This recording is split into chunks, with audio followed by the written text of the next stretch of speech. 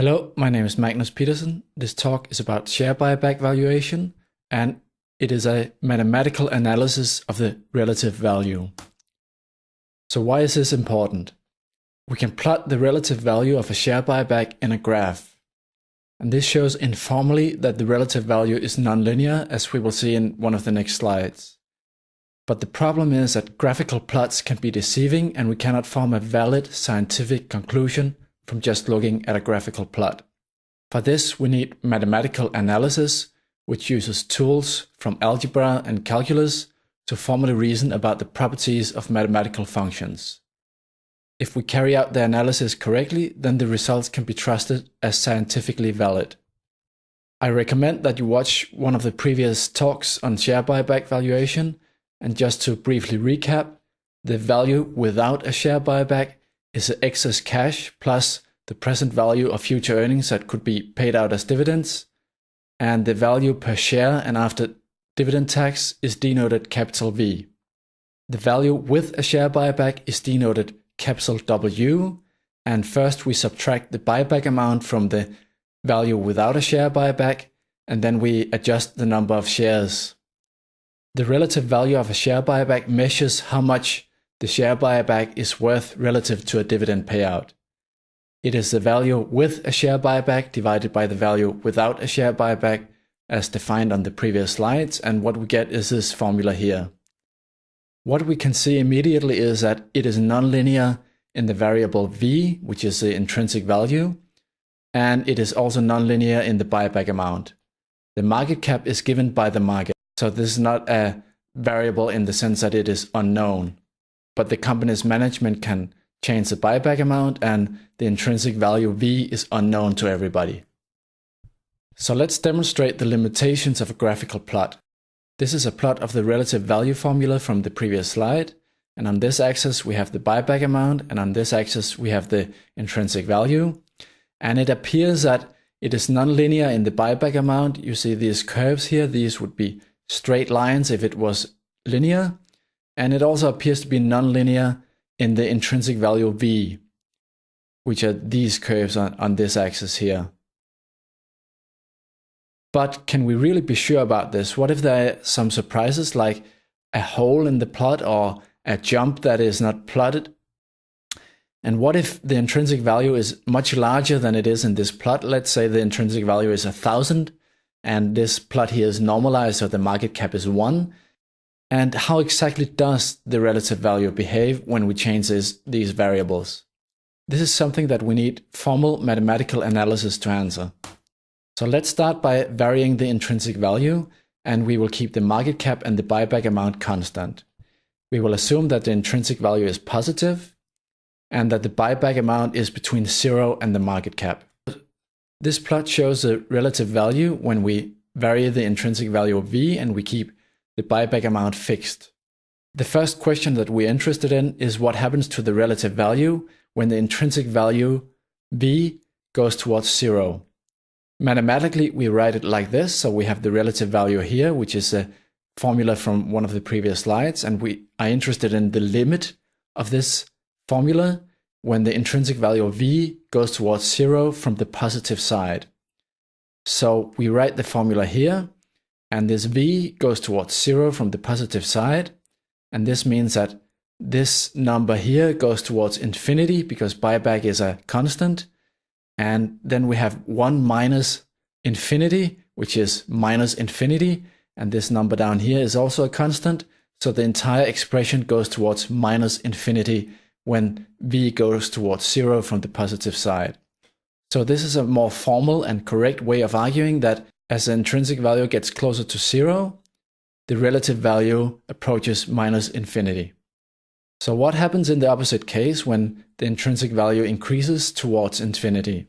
Well, we write it like this, and now we have the V here going towards infinity, so this number here is 0, and this number here is 1, and then we can reduce by multiplying with market cap, and we get this number down here.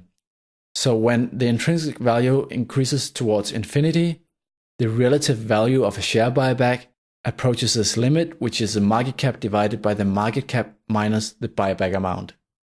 So now we know what happens in the two extremes. When the intrinsic value goes towards 0, the relative value goes towards minus infinity. And when the intrinsic value goes towards infinity, the relative value goes towards this number here. Now let's study what happens in between these two extremes. We do this by considering the derivative of the relative value with regards to the variable v, and we denote the derivative like this, and it measures the rate of change of the relative value around a given v when the other variables, market cap and buyback, are held constant. To find this formula, we use rules from calculus, and we find that the derivative equals this expression over here.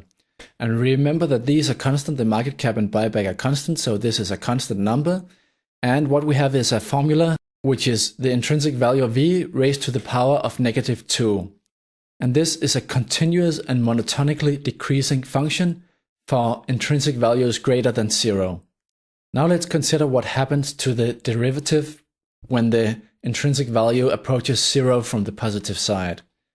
So again, we have a limit expression here, and this is a constant, and it is multiplied by v to the power of -2, which is 1 divided by v to the power of 2. And when v approaches 0, v to the power of 2 also approaches 0, and 1 divided by this approaches plus infinity.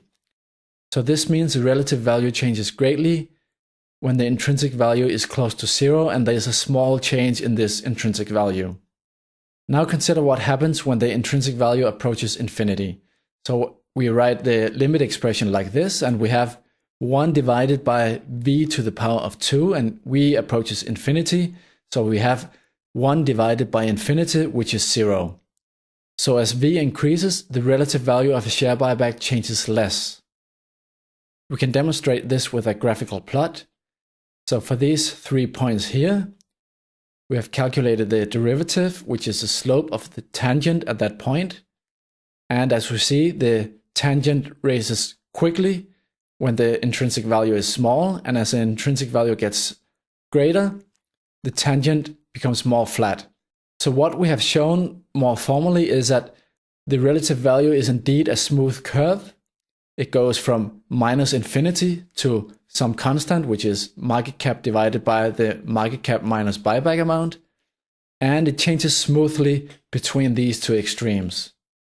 Now let's study what happens when we vary the buyback amount and the intrinsic value is constant. There are generally two cases to consider. One is for overpriced shares and the other is for underpriced shares. So an example of an overpriced share is when the intrinsic value of V is 0.7 times the market cap. So that means that the intrinsic value is 30% less than the market cap. The relative value can be plotted like this when we change the buyback amount. And what we see is a curve that moves downwards. And it starts at some number and maybe it ends at minus infinity, but we don't really know. An example of underpriced shares is that the intrinsic value is 1.3 times the market cap. Now we have a curve that goes up. And again, it goes from some number close to 100%. But as the buyback amount increases, the relative value also increases, and maybe it goes to infinity, but we really don't know without studying this mathematically. If the buyback amount is 0, then the relative value is 1. As the buyback amount approaches the market cap and the market cap is assumed to be different from the intrinsic value, then the limit of the relative value is either positive or negative infinity. Mathematically, we write it like this, so the limit of the relative value as buyback goes towards the market cap. Because V is assumed to be a constant, this number up here goes toward 1 minus the market cap divided by the intrinsic value of V. So this is some number. It doesn't go towards infinity or 0. And the entire expression is dominated by this number down here. As the buyback goes towards the market cap, this division here goes towards 1, which means this expression here goes towards 0. And some number divided by 0 is infinity, and depending on whether the market cap is greater than the intrinsic value, or the market cap is less than the intrinsic value, the limit is either minus infinity or plus infinity.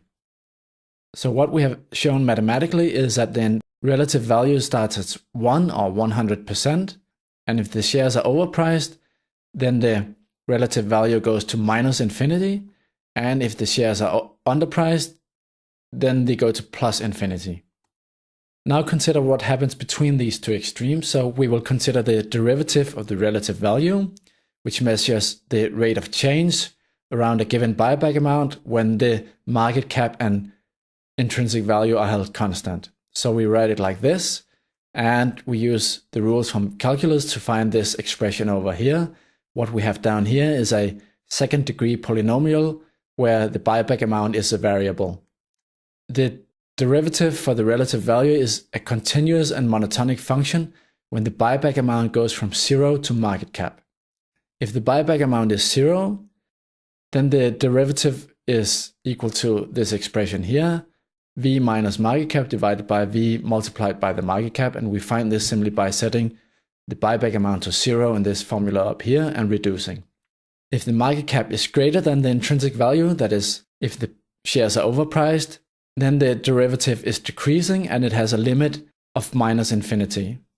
If the market cap is less than the intrinsic value, that is, the shares are underpriced, then the derivative is increasing and it has a limit of plus infinity.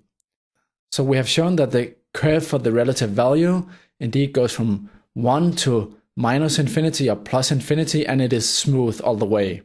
When we put all of this together, the conclusion is that the relative value of a share buyback is a nonlinear function with regard to both the intrinsic value V and the buyback amount. Buyback of overpriced shares is much more destructive to long-term shareholder value than gains from the buyback of underpriced shares, and this effect is greatly magnified as the buyback amount increases. This talk was based on the treatise on share buyback valuation. You can find it on this website, and the link is also provided below the video.